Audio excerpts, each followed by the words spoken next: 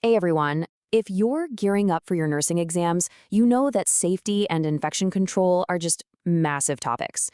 So today, we're not just going to memorize a bunch of facts. We're going to build your clinical judgment. We're going to dig into the why behind all these protocols so it becomes second nature when you're taking your test. Okay, so here's our game plan. I like to think of this as the concentric circles of safety.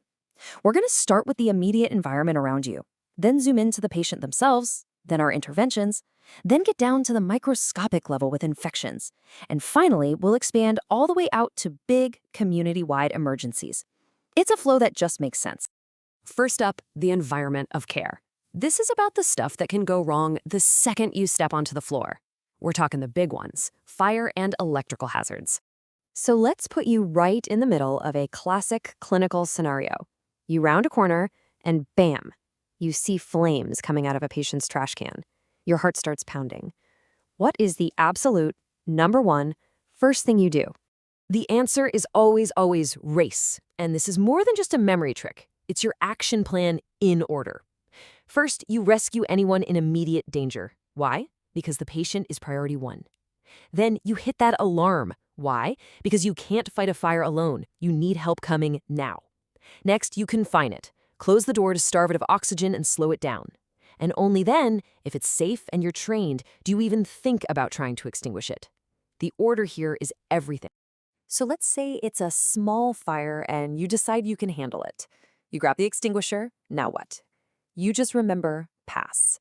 Pull the pin. Aim the nozzle at the base of the fire, not the pretty flames up top, but where the fuel is. Squeeze that handle, and then sweep from side to side. It's a beautiful, simple system to guide you when your adrenaline is pumping. Now, not all fires are created equal, and using the wrong extinguisher can be a disaster. For your exams, you gotta know these three. Class A is for your everyday stuff: paper, wood, cloth. Class B is for flammable liquids, think grease fires in the kitchen. And Class C is for electrical equipment. Seriously, you don't want to be the person who sprays water on a grease or electrical fire. You will make things so much worse. And speaking of electricity, here are some must-knows, the basics, right? Grounded plugs, check for frayed cords. But look at that last one. This is the one they love to put on tests.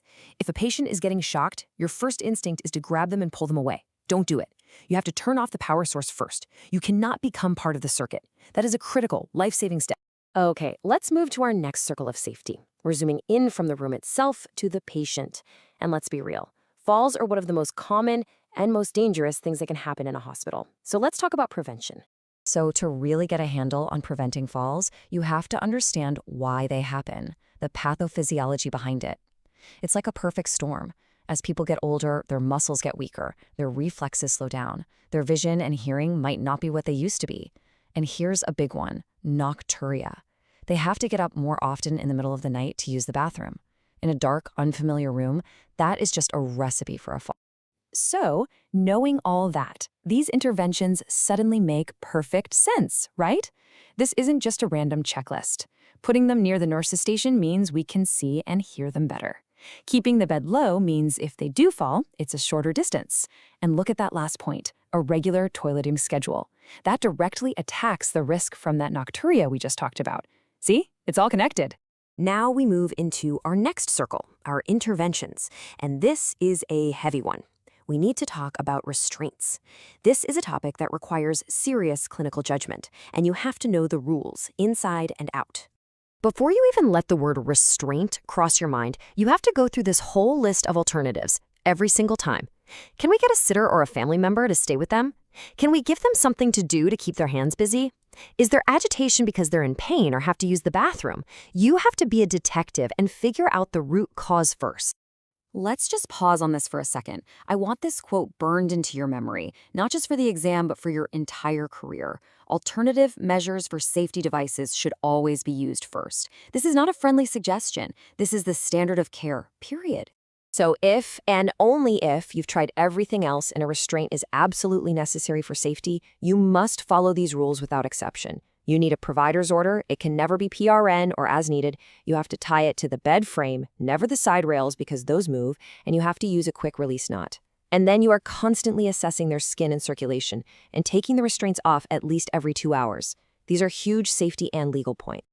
All right, let's shrink our focus way down now to the microscopic level. Our fourth circle of safety is all about breaking that chain of infection. This is so fundamental to what we do. Standard precautions is your baseline. It's the philosophy you live by. It means you treat all body fluids from every single patient as if they are infectious. It's why we wash our hands 1,000,000 times a day and wear gloves. It's the foundation for everything in infection control. Okay, this table right here, this is pure gold for your exam. I mean it.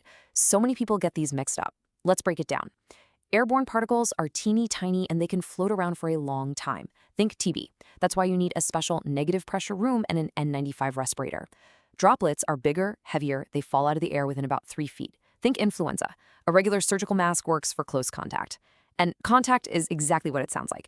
You get it by touching the patient or their stuff. Think C. diff. So you need a gown and gloves. Know this table.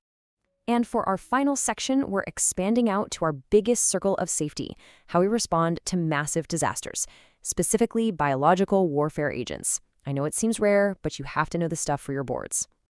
Okay, we're going to run through these like they're flashcards, just the must-know info. First up is anthrax. Take a look at this image. That's the classic skin lesion. It's an ulcer with that black center. Let's hit the key facts.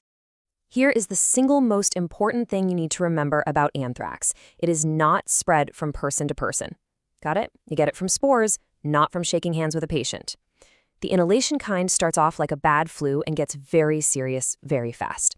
The good news is we can treat it with antibiotics. All right, let's compare two really different agents.